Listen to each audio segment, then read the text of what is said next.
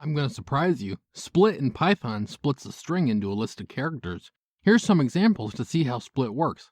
Just calling hi.split splits hi on any spaces. Obviously it has no spaces, so it returns a list containing just the string hi.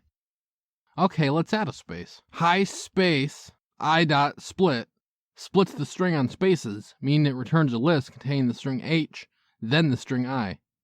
Even if you add a bunch of spaces between the h and I, split still returns the list containing h, then I. You don't have to just split on spaces though.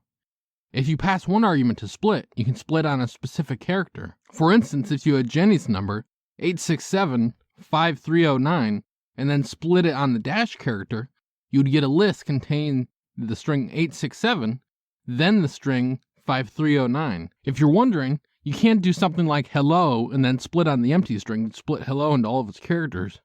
You could just pass some string like hello into the list constructor to achieve that goal though. The last thing, if you give split 2 arguments, you can specify the number of splits for split to do. Say you have 1 through 4 separated by a dash. Dash and 0 would give you a list with just the original string. If you pass in higher than 0, think of that like the number of bits that split will cut off. 1 will split the 1 off, 2 will split the 1 and 2 off, and so on for higher numbers. Like and subscribe to learn more.